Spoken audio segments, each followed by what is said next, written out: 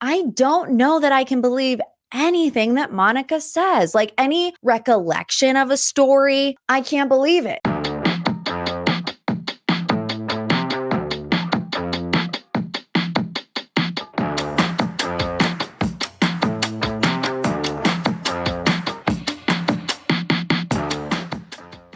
Hello and welcome to another episode of Morgan's Pop Talks, breaking down the latest in reality TV and pop culture. How are we? Happy to make it here on a Thursday. I'm looking pale as ever. I've noticed in the Logitech screen that I'm staring at myself in right now. You know, the dead of winter. We're in the deep freeze. We're all in the thick of it, aren't we? It is. Let's see how warm it is, how cold it is right now where I am in Northeast Ohio. Yeah, it is 19 degrees. 19 degrees. When I woke up this morning, it was 6 degrees. But you know what? The sun is shining, that's the only thing that matters to me. It can be negative 15 degrees. I mean, I'm still not going to leave my apartment because I just don't do those types of things. But if the sun is shining and the skies are blue, I don't care what's going on. It's better than the gray, depressing stuff that I get 95% of the time here in Northeast Ohio. So I hope you are bearing down. I hope that you are warm, watching a lot of TV shows because we have a lot to discuss today on MPT. Of course, we have the Salt Lake City reunion part 2. We have a breakup. I get to the bottom of what's going on with Winter House because there's some rumors circulating around right now. So let's just dive on in. Let's get into it. And start with the pop 3. Number 1, Sam Fayer and Corey Kiefer have broken up. But more specifically, Sam broke up with Corey Kiefer. Period. Dot. On God. Could wrap it up right there, honestly.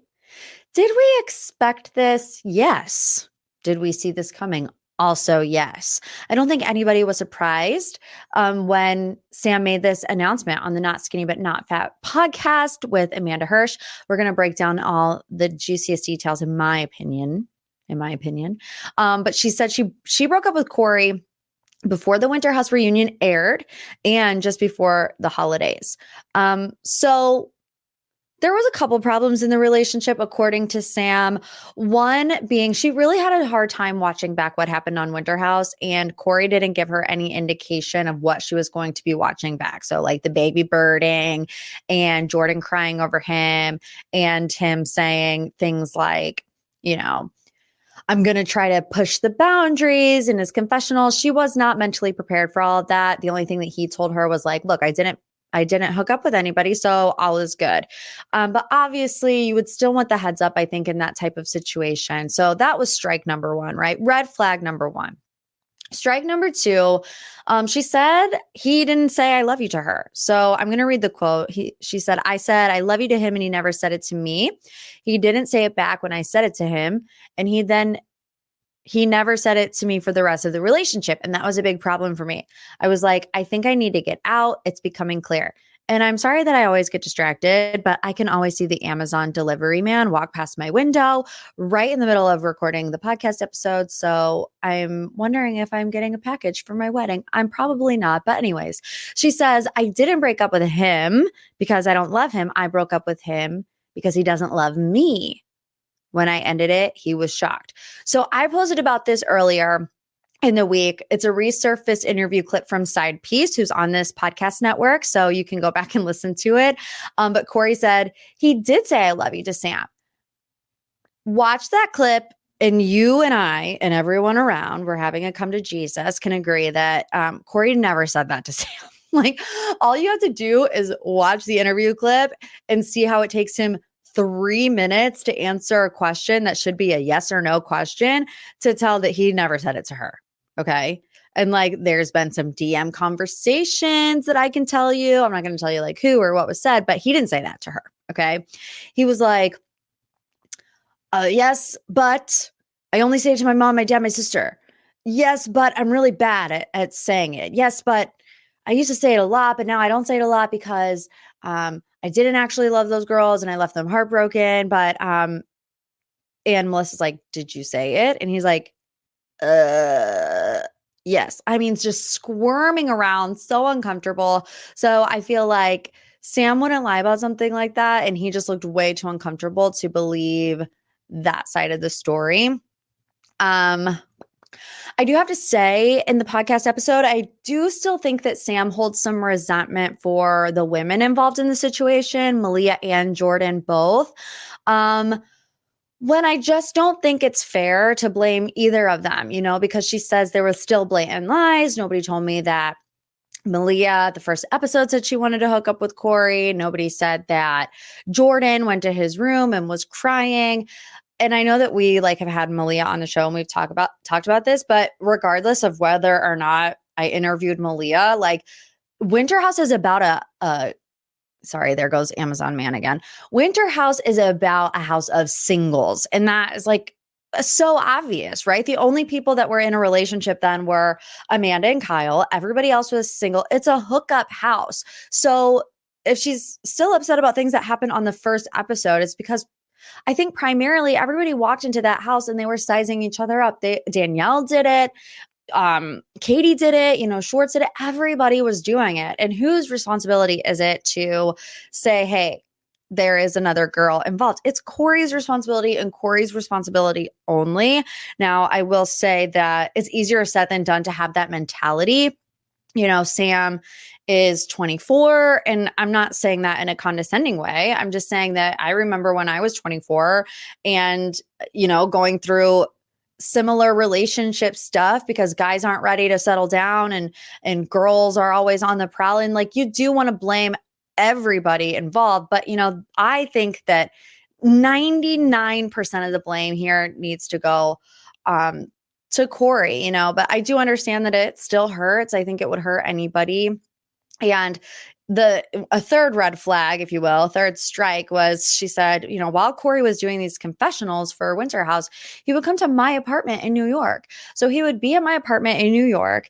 I would take him to do his confessionals. And then he would sit there in his confessionals and he would say, you gotta, what, or get off the pot when it comes to making Sam as a girlfriend. And then would come back to her house and get into bed with her and stuff. And it was just totally messed up. I also understand, but I also think there's some nuance to that situation, right? Anytime they do a confessional, it's after the season had already been filmed. You have to transport yourself back to where you were. I mean, it's tricky. We're going to see it a lot with Carl and Lindsay, who are very much so broken up, don't even speak to each other whatsoever. And they are now having to go do confessionals before this breakup episode and talking about wedding planning and how happy and in love we are. And that's gotta be crazy on the psyche, I think. Do I still think that Corey was rude? Yes. Do I still think that Corey is non-committal? Yes. So at the end of the day, I said, I'm happy. I'm sad for Sam's heartbreak, but I'm happy for her strength that she left on her own. And, she didn't beg him to do anything. She was like, I'm going to leave this relationship because it's clear that we're not on the same page. And I think more people should follow her example on that. Staying in the Winter House vein, let's move on to number 2 in this week's Pop 3 is Winter House on pause. So this was a Dumois blind. I saw it posted on Real Moms of Bravo Instagram account, one of my favorite Instagram accounts. Love Abby and Vanessa, so go follow. I can confirm to you, it is true. Winter House is on pause. So it's not canceled, but it is on pause. So according to a source who I can't reveal, Bravo emailed some of the previous Winter House people, right, in the Winter House bubble, saying that the network didn't have enough time slots for the show this upcoming year, that it wasn't a cancellation, but that they won't be filming this winter. So kind of vague. I don't know how I feel about this, and I don't know if I believe that. That's what they said. So I don't know why they would lie unless they just want it to be, unless they don't want to make a big kerfluffle out of it or whatever. But, they had their highest ratings ever this season. People were talking about it. It was off the heels of Scandival. Schwartz was there with Floody. Danielle was there with Alex. There was all these huge components. Some people think that it's because Amanda Batula. Now, this is not confirmed. So, and I don't think she is pregnant, but some people do think that she's pregnant. They think she's pregnant because there was, when the cast photos came out for Summer House and she's in that stunning red dress. Can I just say, I think Amanda Batula is like, just, I love her style the most out of anybody, specifically on Summer House, maybe even on Bravo, because I feel like she's just so cool and she doesn't even have to try, and she like doesn't wear a lot of makeup, and I just think she's like the most gorgeous human ever. But anyways, so she was in that stunning red dress with the Hailey Bieber blonde hair, and Bravo put a sun emoji over her stomach.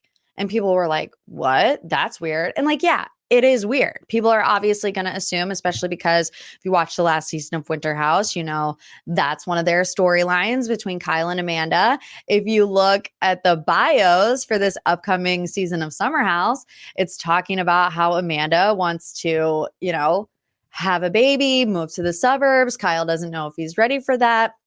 People assume things. So she went on her Instagram story and said, I don't know why they did that. They told me it was because my dress was somewhat sheer. It was red, but it did have a sheer tint to it. And they couldn't show her underwear on social media. I have no idea. She was like, look, I prance around in a bikini the entire summer and they have no problem showing that, but they can't show my underwear through a somewhat sheer dress. So that's her story. I am going to believe her. But some people did think that maybe Winter House was paused because, Kyle and Amanda wouldn't be able to go. I don't know. I mean, it is primarily a singles house, like I said. So do you even need Kyle and Amanda? Depends who you ask. I'm going to be honest with you. I'm not like terribly upset that it's on pause. I also think that it would be beneficial for them if they don't have a time slot. And this is what makes me think it might be an excuse. If they don't have a time slot for it, they could just put it on Peacock, kind of what they did Real Housewives of Miami, when they did like the Vanderpump Rules watch with Jax and Brittany, that kind of stuff. So there are Peacock exclusives, they have the uncensored reunions and the extended reunions and all the things. So I don't know. I also do think Winter House should be treated like an ultimate girls trip, because it's not a full-fledged season. They only film for 2 weeks, similar to a girls trip where it's only 1 week. And it's this spinoff type thing, which girls trips are also only on Peacock until however many months later. So I don't know. Maybe they're trying to redo that. But yes, no Winter House filming this year. Let's move on to the Southern Charm reunion, which I know we get part 2 tonight, but there were some pretty monumental parts of part 1. I want to start with Shep confronting his drinking. So Shep talks about what happened at BravoCon and how he had a come to Jesus after BravoCon. And I can tell you, as someone who was at BravoCon, and this isn't like making it about myself, but I just do have a Shep run in. And I can also just tell you that Shep's behavior in general was a big topic of discussion at BravoCon, right? So there would be, depending on what ticket you get, there would be like these different rooms. And if you had the VIP ticket, you were allowed to go into this like Hilton VIP room where there's complimentary drinks and there are some snacks and like couches that you could sit down on. And occasionally Bravo Lebs would like pop in and out there. So you wouldn't have to wait for like a photo op to go see somebody. And even like when me and some of my friends were standing around, people would be like, did you hear about Shep? Like running around through casinos, drunk, being rude to staff, being rude to fans. He did say on the reunion that he was blacked out the entire time. David and I did have one encounter with Shep, and yes, he was very drunk. I think I talked about this on the podcast after I came back from BravoCon, but we were in that room. David and I were sitting by the door. Shep was doing photo ops with people like on a red carpet type situation. So we weren't actively trying to like take a picture with him or whatever. But as he's leaving, he walks past our table, and David, being from South Africa, is like, hey, I saw you went to South Africa. I'm from there. I'm really glad that you loved it. And that like caught Shep's attention, right? So he like he was like beelining for the door, and he immediately like swirls his head back around, and it's like his eyes were just locked in to David, and he got super close to his face, like really close. He's like, "Oh man," like very Shep-like. And I think I made some like side comment that tickled my throat a little bit. Gosh, Morgan, can't do the raspy Shep. Anyways, I said something, and he then like robot lasered into my eyes. And it's as if he forgot that David was even there, like he was just very out of it, very close to my face, did spit on me a little bit. And I'm not saying this to like make it worse for Shep. I'm just telling you, like, it was a topic of conversation for everybody there that weekend, and people were talking about their experiences. So you're my sister, so I was going to tell you about mine. Anyways, so he gets home, he has this intervention, and Craig and Austin don't go to it. So Craig really had this moving in a good way or in a bad way, depending how you look at it, quote to him. He says, after BravoCon, oh no, wait, let me start. He said, this road that you're on ends with a cliff. I can't be in that car anymore. That's why I didn't go to that meeting. He said, after BravoCon, it's dark, but I was like, he's going to ruin his life. And I have to be okay with that because we've been here before. So a little bit of a tough love moment. Shep responds, he's defensive, and he says, okay, you guys don't owe me anything. But, the boys are like, listen, man, we have your back. We want to be here for you. We just don't want to be on the merry-go-round with you, especially when it comes to this, that has severe consequences if things go wrong. So Shep says, I didn't have anything. I thought, who am I? How am I of any value to anybody? You're hurting yourself. And that's a scary thought to have. I was really surprised that he admitted to having those types of thoughts on national television. I know that people, whatever you want to think of Shep, I think even having this conversation on national television is pretty brave. Coupled those types of thoughts with an alcohol issue, and it could potentially lead to a very bad road. So I think Shep needs to be surrounded by people who really support and love him and encourage sobriety in his life, and I think that fans were thinking he was going to say that he was sober, but he says, I just don't drink liquor. I don't drink shots. I just have beer. I think a lot of times, how do I want to say this? Okay. Sometimes men struggle with the idea of growing up and, letting go of the boy, that could run around and have no consequences and drink until the wee hours of the morning. And it's like, you get to a certain point in life where you have to let that go. And it's almost like mourning the loss of your younger self. And I feel like that's where Shep is right now. And it's a hard, hard place to be in, especially for someone who can be a bit prideful, like it's hard to really just release yourself of that and to, like I say, mourn the death of your younger self, of your carefree self.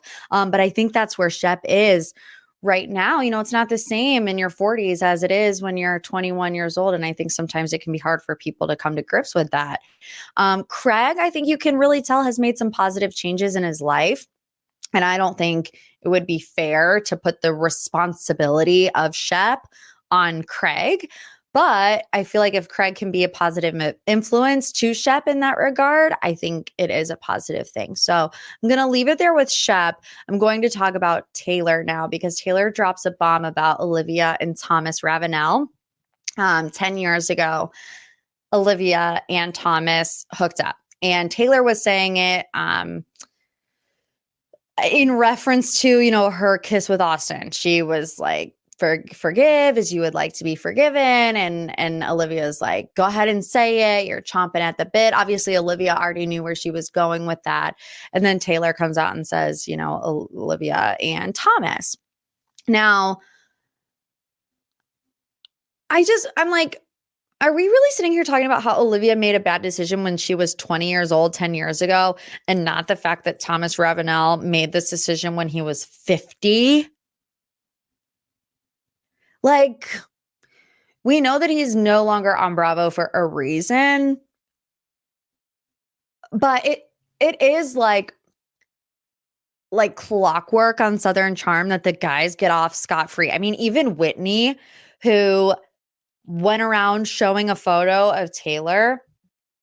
Whitney's in his 50s and he's doing that, and he doesn't attend the reunion, and he doesn't have to answer for it whatsoever. And instead, we're all focused on Olivia and Taylor and calling Madison a bored housewife. But you have a 55-year-old man who's your executive producer sharing a nude of one of the cast members. I think it's messed up. I think it's messed up, and I'm not saying two things can be true. It could be wrong what Taylor did, and it also can be messed up of what Whitney did, right? At the same time. Everybody online is talking about this smirk that Taylor makes after she says it. And they're like, oh, the smirk says it all. That's exactly how Taylor feels about the situation. And I just want you to remember that this is reality television. And if you don't think that they would take a facial expression from another portion of the reunion and plug it in there, we got to be smarter than that. I'm not saying it's 100% out of the realm of possibility that she did smirk at it, but it's not like a wide shot of the whole room. It's a close up on Taylor. So she's just getting like annihilated for that. And it could very well be one of those spliced edits. So that's just a point I want you to think about. I do think, Taylor's good at deflecting and not very good at taking any accountability for her actions. But I don't want to say as much because that's not true. But it does bother me that Olivia is still friends with Austin. And it's fine. And they're going on vacations together. It's just weird. I just don't like it. I'm over it. Austin's, like they said, Austin's paper trail of women. Like, let's look. Sierra, Lindsay, Taylor, Olivia, Chelsea. God, I loved Chelsea. Madison. Anybody else? 6 people that's on TV. Like, imagine how many people aren't on TV. I'm just over it. I'm over it. Anyways, let's move on to the deep dive. Every single week on my Instagram, I open up the deep dives to you, except this week I didn't. Can I tell you why? I forgot that it was Tuesday. We had a 3-day weekend, had Monday off for MLK Jr. Day. Just didn't compute my brain until today that it was Wednesday and that I needed to write a podcast episode, and whoops, forgot to open the deep dives. But we're going to talk about the Real Housewives of Salt Lake City, part 2, the reunion. I got to be honest with you. I actually thought part 2 was more boring than part 1. And I know a lot of people weren't happy with part 1. They got to stretch these things out. I feel like there's a lot of stuff that I shouldn't say we don't care about it, but like I said last week, it's just really hard to come off the heels of such a bombshell and then to go over everything else that happened ages ago. But we got a lot of information about Monica and her mom, Linda. So the Bermuda trip. Monica initially blamed her mother for the family not wanting to meet her on camera. She called it an unsolved mystery. But I remember going on Twitter after that episode and Monica saying something along the lines of like, I know now that my mom wasn't responsible or whatever. And now she's still calling it an unsolved mystery. So according to Monica, what she thought happened was that her mom, Linda, wanted to go on the trip. It's her family, whatever. She wanted to be there. Production said no. So Linda was pissed. Linda called the extended family and said, don't film with them on camera. She was mad that she didn't get to go, whatever. I see a world where that could be true. But it's like, does Monica's mom hold enough weight to these extended family members that they haven't seen in forever to make that decision? I don't know. But, Monica, I have no doubt that Monica's relationship with her mom is toxic. I think what makes it hard for me to digest is that both Monica and her mom are toxic. They are both toxic. I feel for Monica. I don't think anybody should have a bad relationship with their mother. I mean, my relationship with my mom is like the most important one in my life, one of them. So I can certainly see how her upbringing and her relationship with her mom plays out in the way that she acts today, plays out in the decisions that she makes, to like run reality Vontiers and say all these horrible things. But I think that Monica probably did use her relationship with her mother to get on the show. Think about how hard it has to be for somebody to get on a Real Housewives show. It has to be really hard. And then you have someone like Monica Garcia show up, who you have to like throw every dart at the board and see which one sticks. So she's probably like, I was best friends with Jen. I turned her into the feds and was a witness in her trial. I had a 10-year affair with my brother-in-law. I have a very contentious relationship with my mother, who has no problem being on camera. You know what I mean? Like, you have to sell yourself. So I don't think that her relationship with her mom was any secret to producers. And, even like Linda, that's Monica's mom, has tweeted things like, Monica begged me to do this reality show. We've heard voice notes between Monica and her mom where Linda's like, you need to be the star. You need to get in every scene possible. So it's like, I think they both are like in that boat together. She also talks a little bit about her dad, no contact with her dad. Of course, we know that Linda left when she was 12 to be on TV. Like I said, their relationship is toxic. I think both individuals are toxic.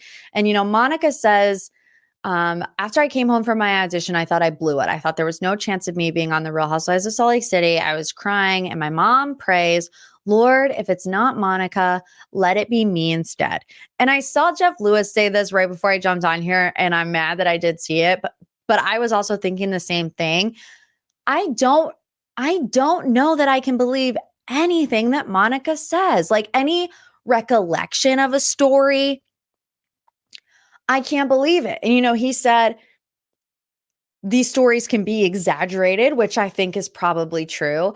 And I'm just sitting here thinking, okay, and this is not to be mean, and I really don't even think I need to go into much detail, but Linda is not going to be on the Real Housewives of Salt Lake City.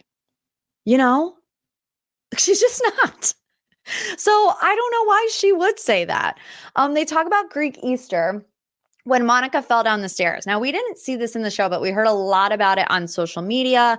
Monica tweeting that she was threatening to sue Angie for not having the handrail, give her ER bill. And she's like, have I ever sued anyone? And Heather's looking like a deer in headlights. Because Monica's saying in that tweet, I should sue you. I should send you the bill. And she's like, production paid for the bill. So cool it. She's like, I've never sued one person. And Heather's like, hello, me in the room. Did you forget? Am I on the radar? Okay. And Monica's like, that's a countersuit. It's like, girl, see, that's exactly what I'm talking about, where she uses lies, but she like twists the truth. She's like, I've never sued anyone. It's a countersuit. That's still suing someone. But she thinks that it's not lying because she's not the first person to initiate the lawsuit. It's like, girl, no. And then Monica says, Meredith says, do you want to take her house? You could take her house. Talking about Angie because she fell down the stairs. And I'm like, I don't know what to think of Meredith. I really don't. I don't know if she said it. I don't know if she didn't say it. So I'm just going to I don't have a hot take. So I'm just going to tell you, I don't know if Meredith said it or not. The touchette of it all, touchette. We don't know what that means. Monica talks about her 4 different names who I feel like could probably go along with the 4 different personalities that she has. It's Darnell, Fowler, Delgado, and Garcia. She said legally she's only used 3. She said that Lisa said she used one of them to make herself look more Latina to get on the show, which Lisa had a huge reaction to that and said, absolutely not. That is not true. Jen said that, which it definitely is something that Jen would say, in my personal opinion. Then we kind of take a sidebar. We talk about Jack and the mission. Mary Cosby shows up. Can I give a hot take? I want to officially close the Mary Cosby book. I'm closing it. Boop. It's over. I was interested in Mary coming back at first because I did feel like they needed some comedic relief. But I also just think that Mary's like disdain for everyone and everything is more like tangible than her comedic relief. You know what I mean? Like the bad energy and the bad vibe that she gives off, like not wanting to be around these people, not wanting to go to any of these cast events. Like it's just, I feel that more than I feel like the comedic relief. Although I did think it was funny. She was talking about Angie, saying at first she didn't like Angie because A, she reminded her of Jen, and B, because she had banana bread hands, like rubbing her banana bread hands all over her Gucci pants or whatever. But it's just like in the next second, she's like, I like Angie, Monica, and Meredith. Everything that Mary says just makes no sense. She's mad at Heather for talking about her decor and then calls her inbred, and then calls Whitney racist. I'm like, what? Mary Cosby just coming out absolutely hot. And then she's like, well, Whitney never did anything to me. I just think that because of her history with the church that she doesn't attend anymore. I'm like, okay, Mary. Okay. So to me, this next part was the most interesting, and it actually does have to do with Mary. Get the audio, Lisa Barlow. Get the audio, Heather, Monica talking about Mary. So this was the moment when it all clicked for me, when Lisa yells over to Heather, get the audio, of Monica talking about Mary and DMing Mary from Reality Von Teese. We all know the hairdresser. Monica's ex-friend was involved with Reality Von Teese, but we're like, why is this friend still doing Heather's hair? Like, is she still giving her blowouts every other week? She's still doing her hair? What's going on? Like, this is where it clicked that the hairdresser is still in the picture because she's giving Heather all of this audio. And we know this now. It's like a Housewives plea deal. We know this now because this audio has been leaked all over the internet by these same people. And it's like so internet trolly that I literally cannot keep up with it. It's like, I can't go there. But Heather already had it all. And we're hearing it after this finale aired, all of these voice memos from Monica, all of these videos of her going to Jen Shah's house. So Heather was like, I mean, I've called her the Godfather before, but she's like going up to the hairdresser and be like, let's make a deal. You give me what you got and I'll let you off the hook. It makes no sense. Why else would she be giving her lowlights, darkened roots? So I don't know. All these voice memos were sent to Heather by this ex-friend. And like, I don't know, did she do her reunion hair? I mean, I thought the hair looked good. So maybe it did, but it makes sense why she's still friends with this person. Okay, there you have it. Next week is the third part. I think it's definitely going to be the most juicy. We're going to get to the black eye. We're going to get to the reality of Auntie. So we're probably going to deep dive that. Last but certainly not least, I kept this last because I love you. And I know some people don't want to hear about it. So if you want to be on your merry way, be my guest. If not, let's talk about Rachel Goes Rogue. So basically, I was worried about Rachel Goes Rogue for a second because the first episode came out last Monday. And then one didn't come out again. And I was like, uh-oh. She talked a lot about Lisa Vanderpump. Was she served some kind of legal letter? I don't know. I was waiting, like, where is this next podcast episode? But it came out. I'm just going to talk about what I found to be most interesting. What did Tom want to tell Rachel when he was having the stop filming me meltdown outside the trailer? honestly one of my favorite parts of the Vanderpump Rules reunion. He's chain smoking, drinking Diet Cokes or Coors or whatever it was. And he's like, stop filming me, having a true mentee be. So according to Rachel, Sandoval wanted to voice frustration over Tom Schwartz not sticking to the script, not sticking to the story, the timeline. So she says, we're partially acting on this show, and the main goal is to not break that fourth wall. And Sandoval, I think, wanted to maintain that. He was not happy with Schwartz when he said at the reunion that he found out about their affair in August. So she's saying that Tom Sandoval wanted to just check back in with Rachel to make sure she was going to stick to the script, even after his best friend, Tom Schwartz, didn't, right? She says he was like, it's not cool that Schwartz came clean with his answer, or he didn't come fully clean, but he definitely didn't stick to the date that Sandoval wanted him to. She says, I think he was reinforcing that I would stick to the story to keep me in his grasp, so I wouldn't go rogue and expose it all. So it was definitely a control tactic, and it seemed to have worked for the time being. She says we're partially acting, which also applies to the whole romantic storyline between Schwartz and Rachel, which was never real. And I told you guys from the jump that this was a fake storyline by producers. It was fake from the get-go. They're frauds. They want to make a good reality show, okay? Of course, everyone has been asking, when did Schwartz know? The answer has changed a million times when it comes to Sandoval and Schwartz and Rachel, but now she's saying that he learned about it the next day. So on Watch What Happens Live, this is what Schwartz said. I learned about the affair in August. The one-night stand was in August, and then it became, from my point of view, it became an emotional affair. So here's where I think it's kind of gray, is when in August. Was it the very next day, like Rachel says, or was it a little bit later? That's unclear, because according to Rachel, Tom Sandoval called her from Schwartz's house that very next day, right? She says, I got a phone call from Tom after we hooked up the first time. My mind was racing. I was feeling so much guilt and shame about it, and I finally got a call from Sandoval. He was at Schwartz's apartment, and that was a safe space for him. So Schwartz knew before we even had a conversation to talk about it and what the game plan was going to be, because immediately I was going to film with Ariana and our group of girls that night. And I was saying I was going to see Ariana later.